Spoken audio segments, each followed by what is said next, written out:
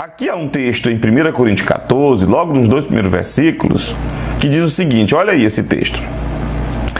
Olha que Paulo vai escrever aos Coríntios, que era uma igreja onde havia essa cheia do Espírito e muita manifestação de dons espirituais.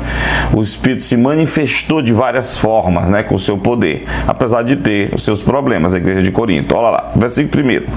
Sigam o amor e procurem com zelo os dons espirituais, principalmente de profetizar, Paulo destaca. Aí o versículo 2, olha lá.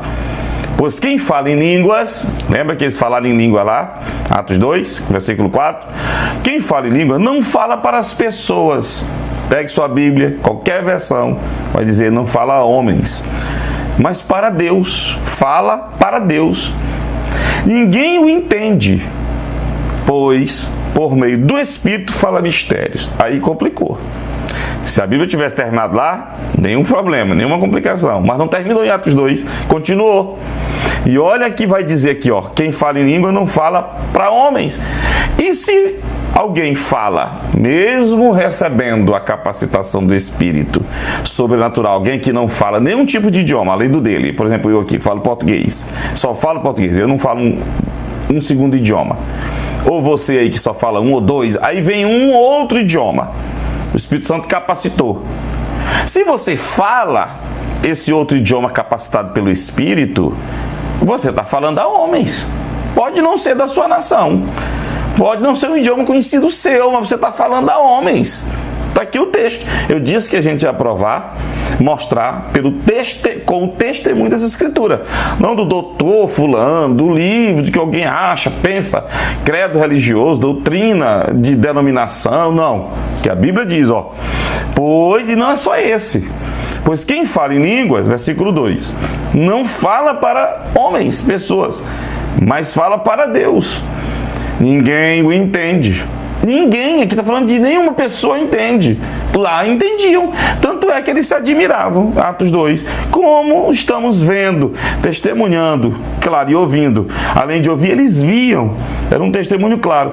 Eles falando, sendo galileus, no nosso idioma. Então, homens, eram idiomas humanos. Então aqui, ó, não fala para homens, mas fala para Deus. Ninguém entende, pois, por quê? Pois por meio do Espírito, por uma capacitação do Espírito Santo, fala mistério. Ó, não fala homens, não fala idiomas humanos. Fala mistério, tá aqui tá um pouco atrapalhando, mas dá para ver aqui, ó. Fala mistérios. O que é um mistério? Algo oculto ao homem, escondido ao homem. Alguém só vai entender se Deus capacitar alguém para entender. O Evangelho foi um mistério, é um mistério, porém já revelado, explicado, dado ao homem. Mas para gerações antes de Cristo vir à Terra, foi um mistério que esteve oculto. Era só mistério. O Evangelho agora é um mistério revelado. Deixou de ser mistério. Porque não está mais escondido, não é mais segredo. O que caracteriza um mistério é um segredo. Então Paulo está dizendo aqui que quem fala em língua, fala mistério. Algo que ninguém entende. Ele mesmo diz no versículo aqui 2, ó. Não fala para homens, pessoas. Não fala para idiomas. E agora, o que você diz? Tem um texto que diz assim: Jesus estava com seus discípulos batizando. João, lá no início de João. Se você ler no mesmo capítulo mais na frente, Jesus, porém, não batizava. Eram os discípulos dele que batizavam. Então, é aqui, ó. Se você parar, isolar o texto sem contexto, é pretexto para quem quer pregar heresia ou qualquer outra coisa.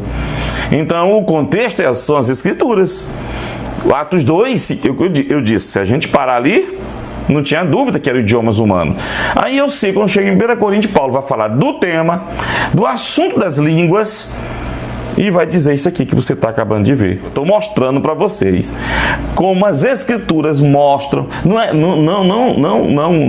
Não se baseie, irmão. Não fique preso a conceito denominacional. Deus nos deixou a Bíblia, as Escrituras, para irmos a ela. E também não cai nessa falácia, essa conversa de muita gente que pega o texto tão claro, irmão, tão claro como está esse aqui, e fica, não, irmão, no original, porque não sei o que, temos que entender sinceramente por uma perspectiva e começa uma dogmática, um entendimento do doutor endividado não sei da onde, e a homilética, e tem que ter exegese, que na verdade é uma exegese, hermenêutica e não sei o que, porque nós temos que entender, contextualizar. Está aqui o texto claro. E aí nós vamos fazer isso tudo e negar o texto traduzido, que está claro aqui, e não é só aqui.